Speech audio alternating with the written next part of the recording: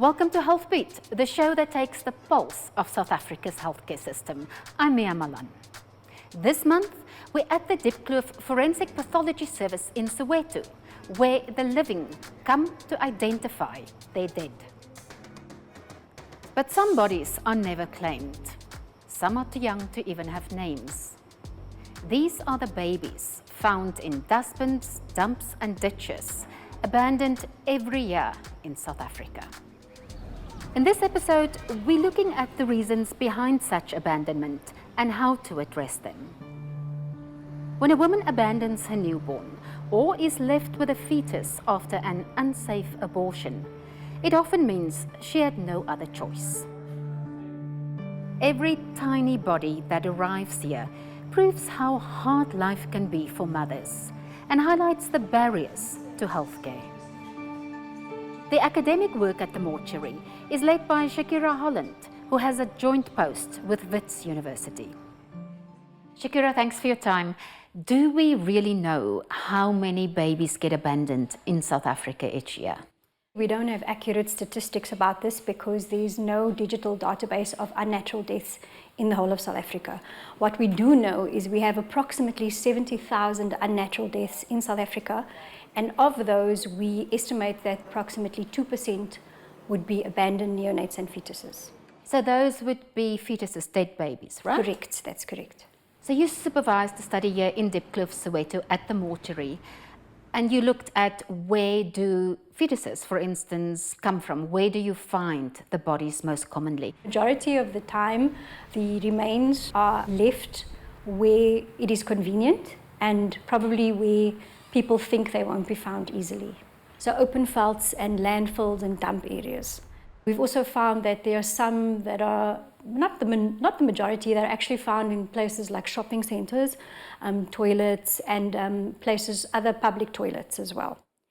If you look at the sex of the babies that you find, is there a difference between girls and boys? So most of the fetuses in our study were male. Have you got any reason why that could be? Most of our pediatric deaths happen to be more boys than girls, and this goes with international studies as well. What do your autopsies show? What are the causes of death? So the commonest cause that we see are non-viable fetuses. This means that the fetuses haven't completed sufficient time in the pregnancy for them to be surviving independently outside of the mother. So that is the majority of the causes of death that we see. We also see a lot of stillbirths. So these are babies that have completed enough gestational time in the mom to be considered viable, but then are born deceased. Minority of the causes we do see are trauma, and that can either be accidental or homicidal in very few cases. What are the most common causes of the trauma? A lot of the common causes are head injuries, and a few are related to suffocation. And we've maybe had one or two where there's sharp force injuries. So, for example, the fetuses or neonates' necks have been cut. Why did you do the study? We see these cases of abandoned neonates and fetuses every day. And I mean, we see these newspaper reports about these cases, and it seems as if they never happen, but in fact they are happening every single day. So I had a student that was particularly passionate about the topic and wanted to look at what is exactly going on in this area, and hopefully spark research in other places, because we don't know much about it. So when a fetus gets here, what happens to it? They undergo a medico-legal post-mortem examination, which includes an autopsy. That autopsy includes taking any investigations that are necessary to determine the cause and circumstances of death. Once that is completed, we compile a post-mortem report. And that report would then go to the South African Police Service for further investigation, for them to decide whether or not there needs to be prosecution in this case. And what would happen to the remains? In fetuses that are less than 26 weeks, they are discarded as medical waste. In neonates of 26 weeks and older, they are buried as paupers if nobody claims the remains. So when I say paupers, it's basically to say that the state would assume the cost of the burial. Do you have enough doctors to conduct these autopsies? At present, our doctors are doing anything from 500 to 600 postmortems per doctor per year. The ideal amount would be about 250, because we need to take into cognizance that the process is not just doing autopsies. In fact, it's the holistic perspective of what happens here is that the doctor has to do the autopsy, then compile a meticulous report that needs to stand up in court. We have more than 1,000 unemployed doctors in this country. Why can't you use them? We do not have enough funded posts for doctors, even though we do have a lot of doctors who would like to come and work in our service. Have you got a specific policy intervention you'd like to see? That's exactly why we do these studies, because we're hoping that if we are able to shine a light on where the problems lie, we are able to give a basis for policy development to say that this is where intervention is necessary. I think it's very sad in that the law actually provides for women as young as the age of 12 to get access to contraception without parental consent if the child has a clear understanding of the process. And I feel like perhaps girls do not know about it, they do not know enough about it, or they are not getting safe access to the service. And the same with termination of pregnancy. So it's a lack of knowledge perhaps, or perhaps it's a lack of access for these young women. Shakira Holland, thanks very much for your time. You're welcome. After the break, why so many young women are unable to make safer choices. There are still many administrative barriers. You need to have a proof of address, you need an ID, you need a whole lot of other co-payments in some facilities that people are not simply prepared for.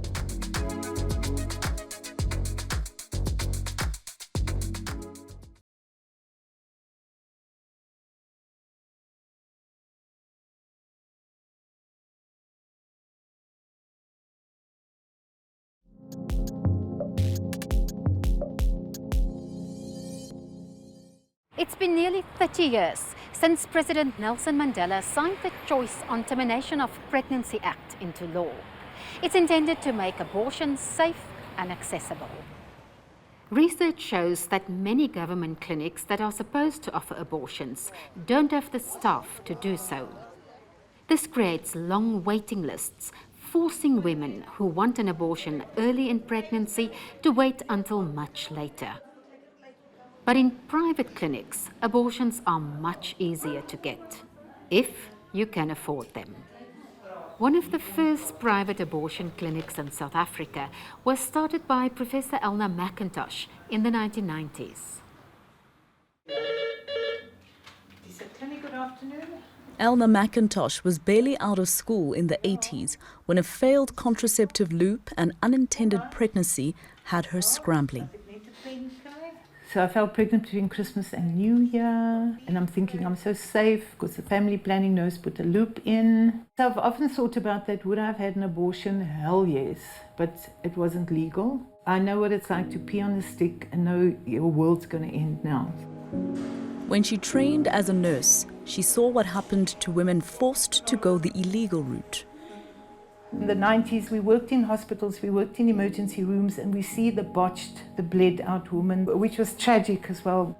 But sadly, this is happening again today. Post-1996, health facilities began providing abortions for all. Elna ran the DISA clinic with a purpose. We wanted to have a place where women could go where they're not stigmatized, because often if they were done in hospitals, people would also go, oh, that ward, or those nurses working there. So that's what happened. Nurses wouldn't want to work there anymore because their church is not happy with them, or their family isn't happy with them, or people are calling them names. Today, she's still providing safe abortions. I think once an activist, always an activist. She thinks many pregnancies and young people can be prevented with access to the right advice. But they often get the wrong advice from social media. Are you on birth control? No. Pull and pray. Same. Are you on birth control? No. Pull and pray. Same.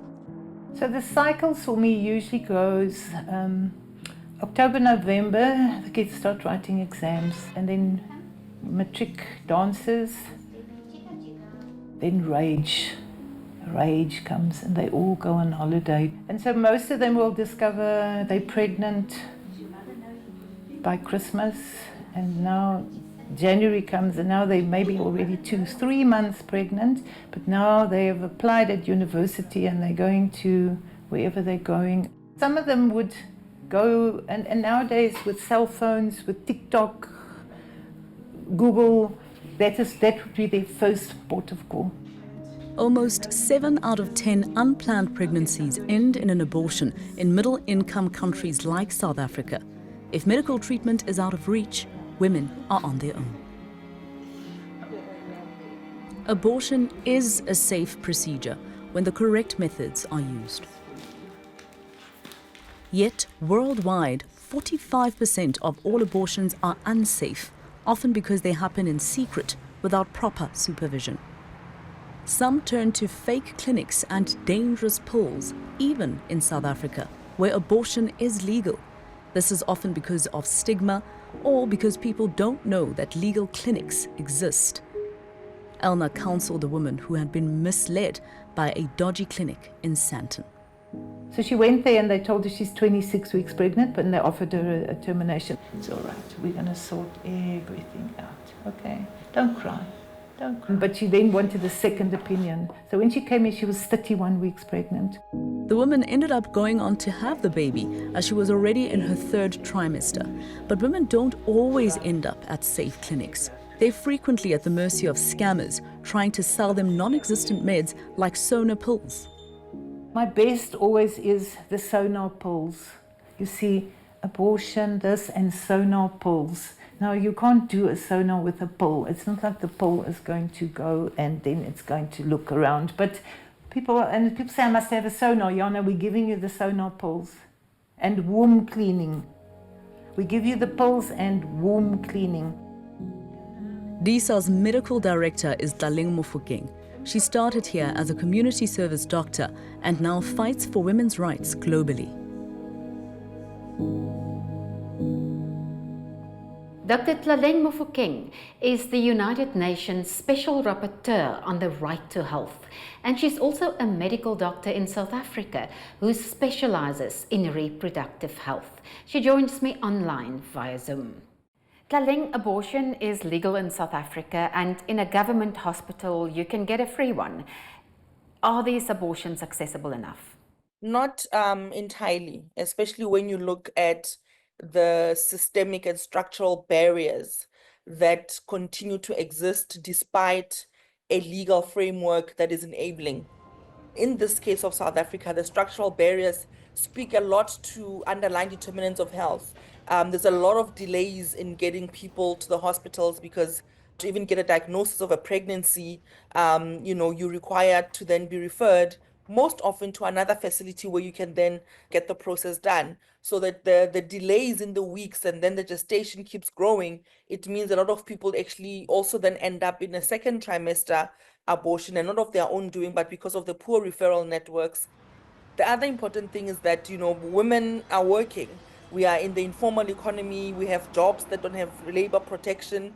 And so to take time off to attend to a clinic repeatedly where you are also met with stigma, it means that your chances of going back to those clinics are very low. So how does this play out in practice at a government hospital?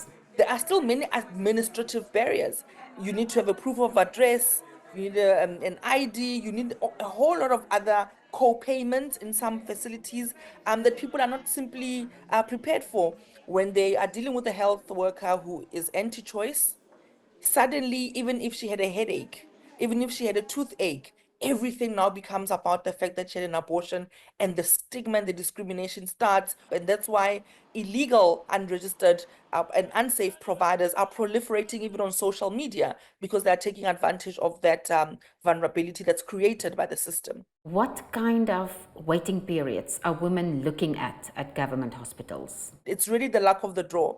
For example, the medical abortion for those who are 10 weeks and below, very, very good and very, very successful as a program and how to manage. And that, Mia, can happen on the very day that you present. I've seen people who have self-tested pregnancy, definitely within the 6-8 week period, and they'll only get their termination at 18 weeks because of the delays. You have others who are able to do it within 2 weeks. Others are able to do it within 4 weeks. And that's part of the problem. When you don't know the kind of quality you are going to get, and there's no standardization.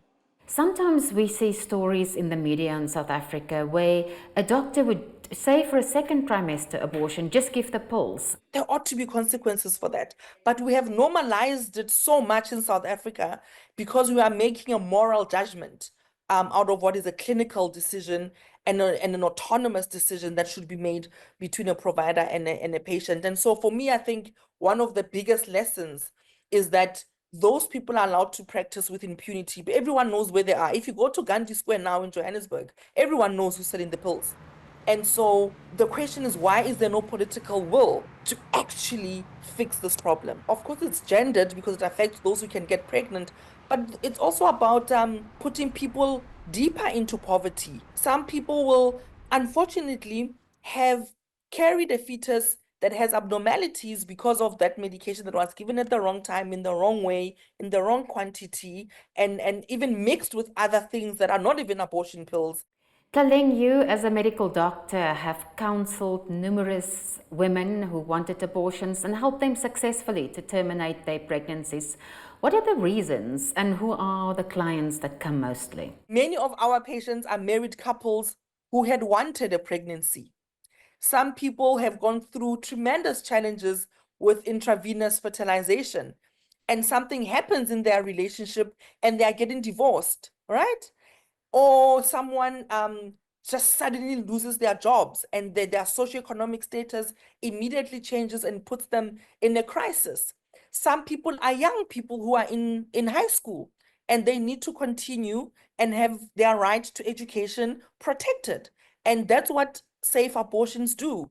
Women feel so much relief after you have helped them get an abortion. Tlaleng, to end with, what happens if you make abortions illegal in a country? Do you have fewer abortions or do you just have more unsafe abortions?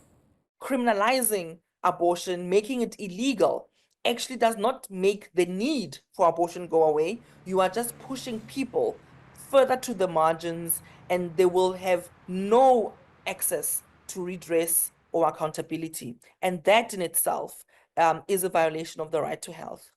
Dr. Tlaleng Mofokeng, thanks very much for your time today amidst a very busy schedule. Thank you very much. Anytime. After the break, what a real solution might look like. We are trying to make them our ambassadors to also spread and make it fashionable not to be pregnant.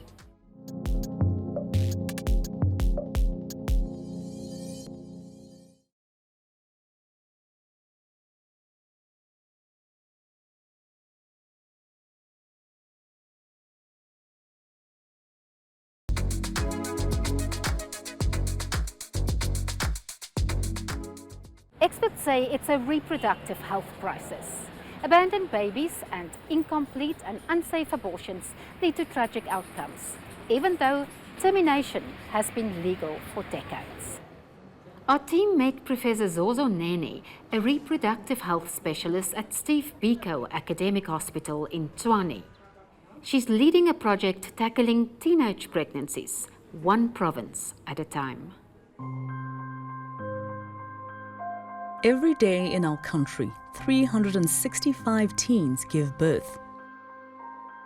10 of them are under 15. Some arrive at hospitals like Steve Biko Academic in Tshwane, having hidden their pregnancies for as long as possible and are unprepared for what's coming. So last year we had to deliver a 13-year-old in our own labor ward. And that 13-year-old refused vaginal examinations, which we know you need to have them done to progress labor, to check how far is labor and so forth. And so when someone is going to deliver, they know from antenatal care they are supposed to be told about these things, that they will have vaginal examinations. So she refuses the vaginal examination, so nobody is able to progress the labor and know what is going on with the labor. And then she's refusing the monitoring of the baby. So now we don't know how the baby is doing. There's a disconnect. They don't understand that now I'm pregnant and this is going to happen to my body, this is going to happen to me at delivery, and this is going to happen to me after the delivery. You have to understand the development of a young girl and the fact that now puberty happens much earlier on than we expected. So it can happen at the age of 8 years old. But at that time, the brain has not developed well enough to understand what we call the cognitive part of the brain. It's not so well understood by the young person to appreciate sort of cause and effect. So while they are trying to understand their own development, this puberty, development of breast, the starting of the menstruation early, and you can imagine for an 8-year-old that must be very uncomfortable. Even for the parents of the 8-year-old, it's actually very uncomfortable. So now they engage in sexual intercourse for whatever reason, and they didn't know that was going to result in a pregnancy. So now they're falling pregnant. So the body changes with pregnancy, and so now they're trying to understand that. They must go to antenatal clinic. They are so scared. Nene and her team have raised money from private sponsors to travel to different provinces to train nurses, doctors and teachers in dealing with teen pregnancies.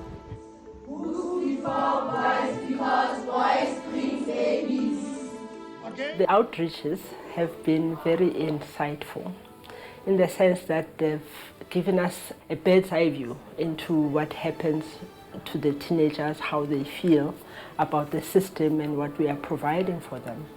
And what they have said is that they have this information, but not from the correct sources. They have it from social media, they have it from, their friends, and they watch TV, which means we are missing the boat if we think we are going to only start the comprehensive sexual education at grade 7 or grade 8. Then they've mentioned the issue of respectful care. So what we are teaching in this outreach is respectful care, is counseling, trying to talk to them in their own language. The younger a girl is when she falls pregnant, the harder it is to get help. Are there enough clinics? Are they available when the kids are out of school? Because there is no point for a clinic to be opened from 9 to 4 o'clock. They are at school, So by the time they are out of school or on weekends, then the clinics are closed. So are we saying that they should skip school to go and access the service? But I have proposed to both the Department of Education and Health to say, why can't we have the services inside the school? Nene's training is on how to give girls science-based, non-judgmental help. We are engaging with religious leaders. They are also worried about teenage pregnancy, and they realize that we cannot, keep on burying our heads in the sand and say, don't have sex and don't do this and be judgmental. No to teenage pregnancy. Viva Northern Cape, viva! Viva Northern Cape, viva! Being judgmental plays quite a big role in being a barrier to accessing the service. I've said that social media, yes, it has its negatives, but we can turn it into a positive. Yeah, if we have to give them free Wi-Fi, right?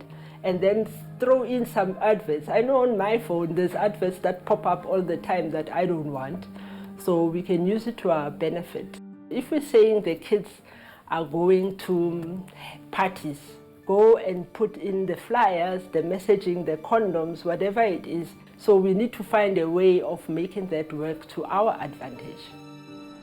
For Nene, success will be measured by the numbers when teen births drop. If we go to one area, we call as many as possible from that region. So it's about cascading the training.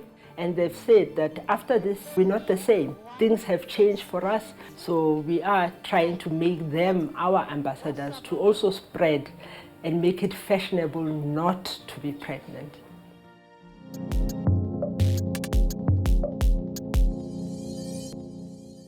That's our show. If you have a story or a tip-off, reach out to us on health at bikisisa.org.